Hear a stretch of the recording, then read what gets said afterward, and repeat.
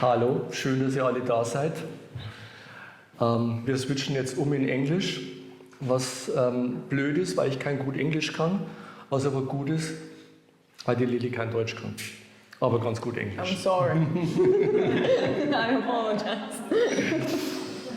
Also, the seventh exhibition of Grosskind is coming to an end. It was the first one at our new address here. The first one since Corona blocked us for 2 years. And it was a very special exhibition. The artist Lily Zoumpouli, is it called Zoumpouli? Zoumpouli? Zoumpouli. Wie? Zoumpouli. Zoumpouli. Zoumpouli. Zoumpouli. I should have asked Oh, it's okay. earlier. I'm gonna pronounce your surname wrong. Okay. She comes from Greece. It's her first exhibition in Germany, I think. I think so. Yes. And I'm sure it won't be the last because she's only 28 and she's so good and I'm so excited that she's here. And I think there will be other more exhibitionists that will recognize her quality. Lily studied fine art in London, I think 4 or 5 years. I was there 4.5 years. Yeah. She takes photographs and makes videos, but also has a considerable body of work in drawings and paintings. You have to look on Instagram, there's a second account of her. And on my website. And we exhibit photographs, but if we would exhibit paintings, she would always also be here today. She has been featured in exhibitions and festivals in Greece, Italy, Spain, England, Ireland and Australia. Today she lives in Greece and travelled her especially for the finissage for her exhibition at Grosskind. Lily, your paintings are very stimulating, not only for us but also for our visitors. They left no one cold and some of the reactions were very emotional. Some were affected by the lives of young people in Greece and London. Many saw artistic parallels to early works of Wolfgang Tillmans and Nan Goldin, especially the red ones. Many saw the poetry, which can often be very close to despair. Some even said the photos were fascinating but made them depressing. Which people do you agree? Either if they're fascinating or depressing. Yeah, some people were depressed. Yes. I had one guy here, he said, Wolfgang, I can't look at those pictures. I know they are good, but I can't look at them. I get so depressed. I think it's a mixture, because I think that's what life is. It's never always, it's always light and dark. And I think it's a mixture. Yeah, some of them are dark, but some I think they're very romantic and very like a ode to life and being young and being alive. And I think the only way you can experience being really alive is to be able to experience the opposite. So yeah, some are very depressing and some are very, I think, strong and like a punch in the stomach. And sometimes a punch in the stomach hurts, but it reminds you you're alive. Yeah. Yeah. So I would agree. Yeah, I would agree and disagree at the same time. Okay. But and I think there are a lot of stories behind the pictures. yes. And everyone who sees the pictures has another story. Yeah. So I don't know if I should tell them the real story or I should let them interpret it on their own. Maybe. So tell them. Okay. Yeah, there are a lot of stories. I've been taking like a lot of these pictures. I started when I was 15, taking photographs. Like this, for example, I took when I was 15. This was, you were 15? Yeah. It's in Greece. That guy used to be my best friend. We grew up together. And then, yeah, from 15 till I was, till a few years ago. And they're from different places. Some are Greece, some are England, this was in Denmark. Poland, and there are a lot more in the projections. So apart from this, there are a lot more photographs in the videos and projections. And I guess maybe I don't need this. I mean, I've written a lot of stuff, but maybe this is not the moment. So I always end up, wherever I am, I think I end up focusing on the relationship with the people around and trying to get to know them and find, it's very fascinating that you can relate to people from every part of the world, different backgrounds. You can find a point that you feel similar. Mm-hmm. And I think why people sometimes think that these photographs are depressed is because they do address issues of mental health. Mm-hmm. Sometimes, because I've met a lot of young people who were at the same time they could be extremely alive and wonderful and interesting, and at the same time they would be battling with mental issues. And maybe because of that it made them more aware of the beauty in life, but they were also more aware of the other parts. Mm-hmm. So you don't photograph people you don't know? We are all somehow friends. It's somehow more diary than street photography or something. Yes, I mean, I guess it's street photography when it comes to places, like the landscapes and the objects. It's more street. Or like this. The people, well, they used to be strangers. I just decided to photograph at the point that they weren't strangers anymore, when I got to know them a little bit, so the photographs would depict also parts of them. And in every photo, I feel like it's a self-portrait of me and of them. So it's a mixture of two people in one image. Because I think in art it's impossible to be objective. Mm-hmm. You're always gonna have something personal in the picture. But also, it's because I got to know these strangers that I think I could capture a quality of who they were in the pictures. And capture the essence of them. So the pictures also signify the connection I felt with that person at the moment. Mm-hmm. And yeah, I think you better ask me something more. So there are also pictures from the circus down there. Yeah, only one. Did you know them better, or what is it? The circus? No, I didn't know them. So I felt like... Here is another one from the circus, I think. No. No? No. They are not from the circus? No. Okay. No, they were friends of mine, that's from London. Yeah. And it was, we would go to a friend's place and meet and have very intimate conversations about stuff. Mm-hmm.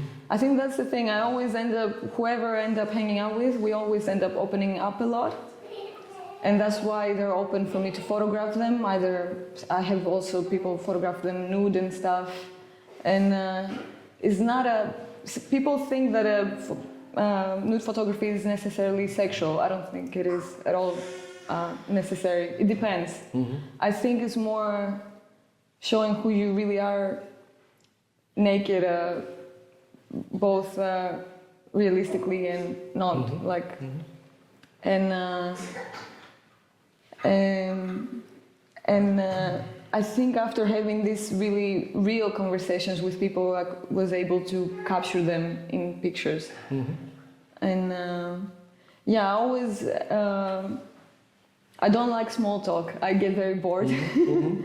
Okay. So with whoever I end up having a more close relationship, either as friends or partners, I need to photograph something more deep of them.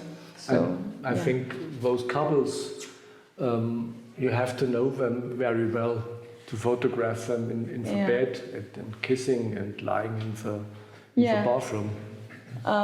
This wasn't a couple. These were friends of mine back in Greece, and we ended up getting drunk and all being together in the bathtub and talking. And in this picture, my friend, they're crying. We were all crying because we were saying goodbye. Mm-hmm. So we decided to have this special evening night, just having fun in the bathtub, getting drunk and saying our goodbyes. Yeah. And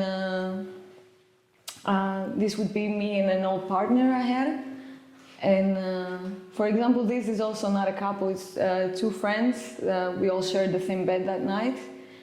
And the previous night, we were out in London, and a stranger tried to take advantage of us, and I kind of helped us get out of there. And then we ended up just having a bed, and I took this picture in the morning. So I guess these photographs are more about, I guess intimacy, and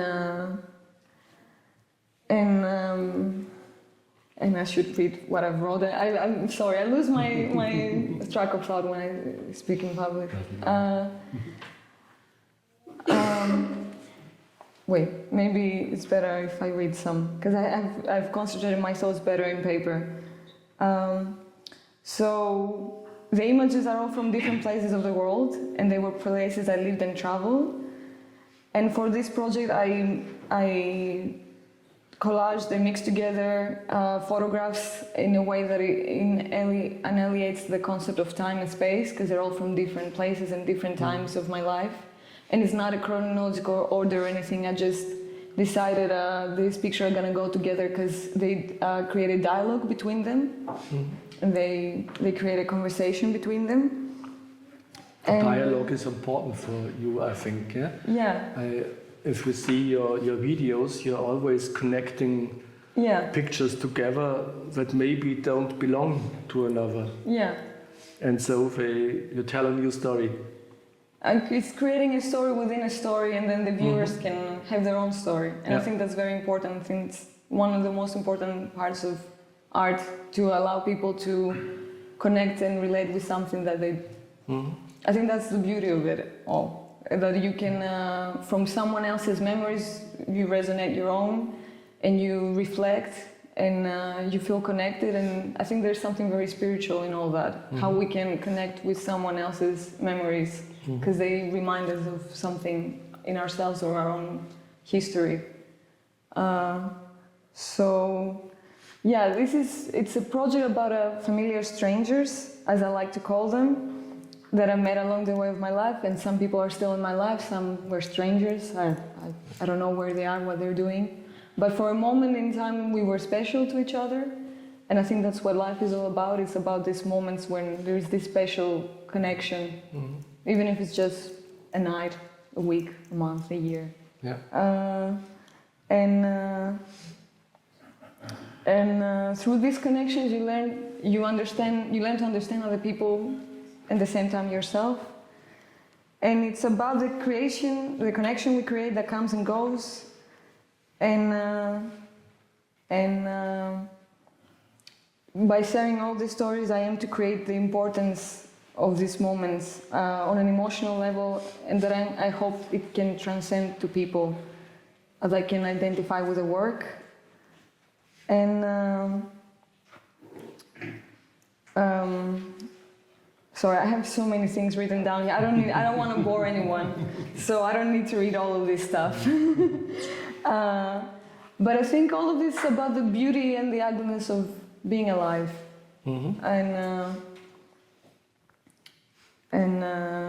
Yeah, I think we all see these are pictures from the life of a young woman. Yeah. You can't shoot them if you are 40 or 50. Oh, I don't know. Maybe? They would look not so, I think. Maybe. I mean, yeah. Some people in the exhibition ask, okay, it's that's the youth, that's attracting, but what will she do when she's 40, 50? Yeah. I always said, fuck when she's 40 or 50, she lives now and she makes her art now, and these are the pictures. Do you know what you will make when you're 10 years, 20 years older? No. No. But I think... Is it interesting? Yeah. I think I'll always be interested in the same stuff, because I think it's always, with art you're searching for a universal meaning or connection to everything. And I don't know. Maybe some people see these photos and they say, "Oh, that's youth and they're partying and whatever." Not really.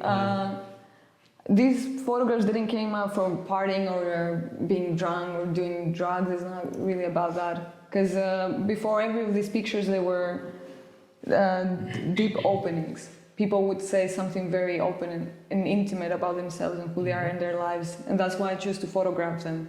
Every one of these people has a background story that it's not just kids partying, it's people having real intense life experiences, backgrounds that they show how much someone can feel pain and love and everything in between.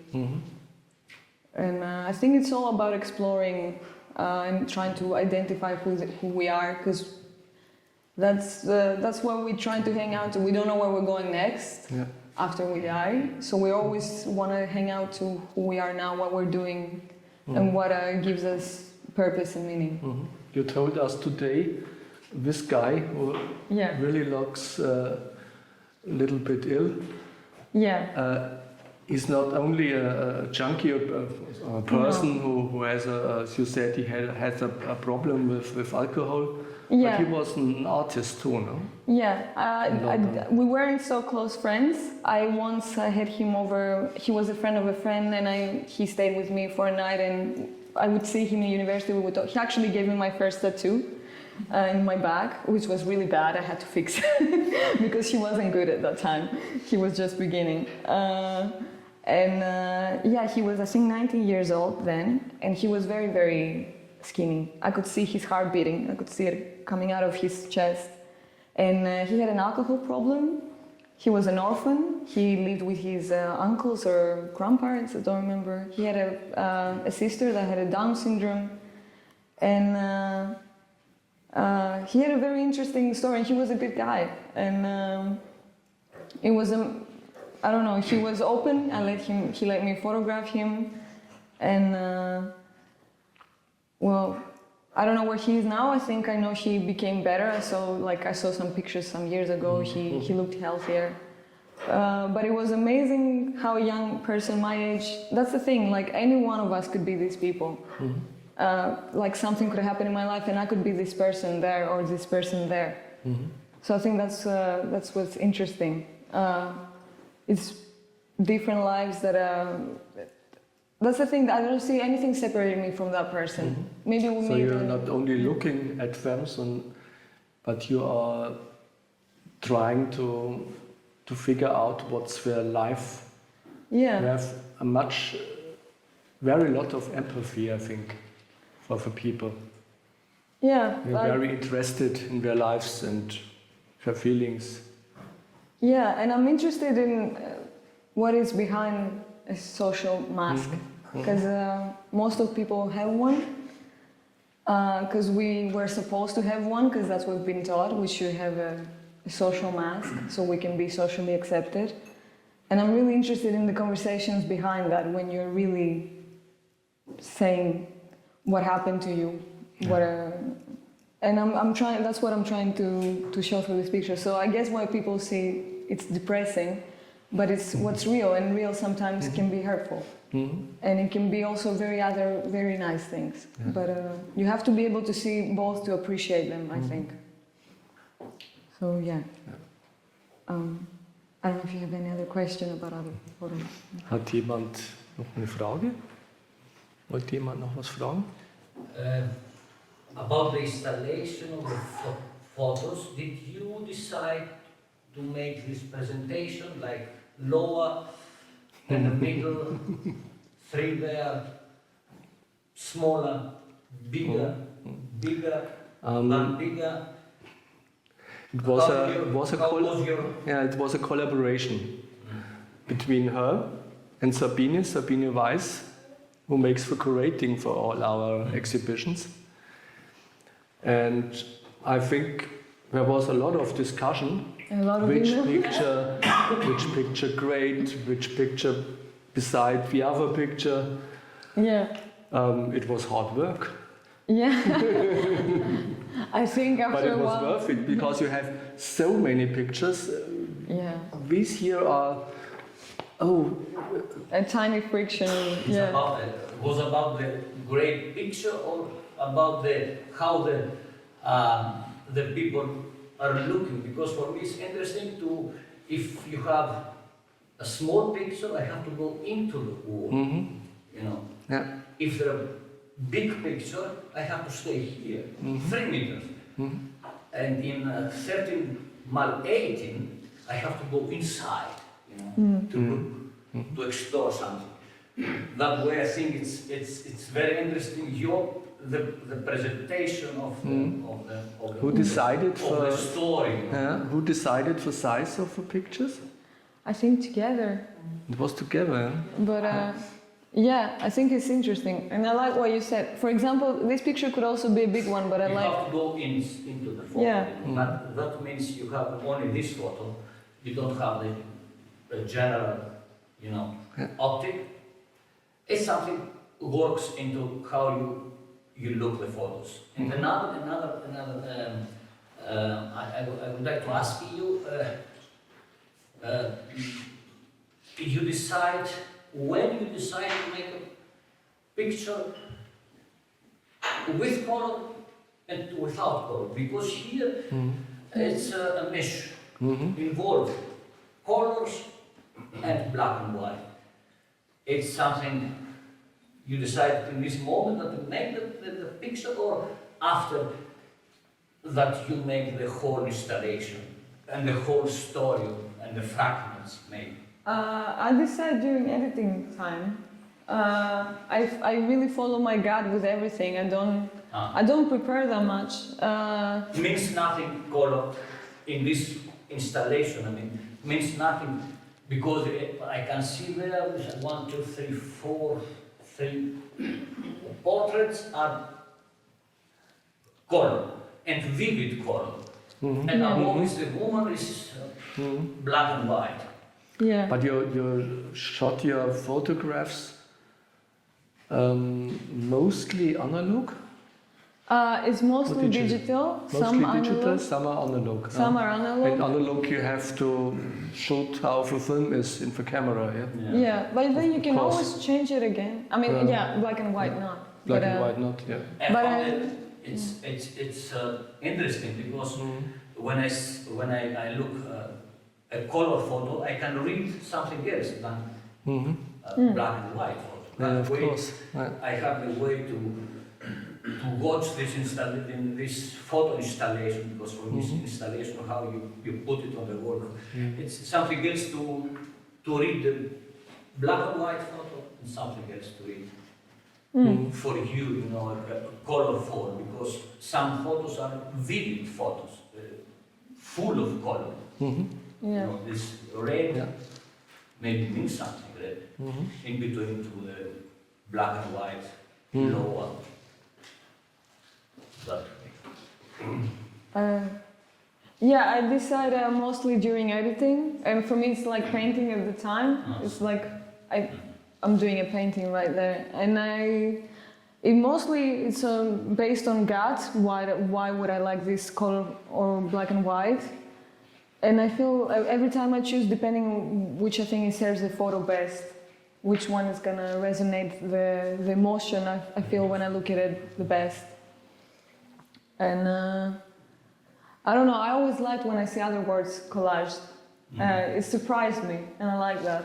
I liked when I would look at a book or another exhibition and it was black and white, and then suddenly it was a color one. I would get like a heartbeat going. So yeah, I think it depends what kind of what your photographer wants to say. So I guess that's how I did. But Is the world outside for you black and white or color? it depends the picture. It depends. In both. It's both. So, thank you for your Thank you. Thank for you your so pictures and for this wonderful evening with your I artwork. thank you so much for everything you've done here. It's really great. Thank you so much. It was a pleasure for us. Yeah. Okay.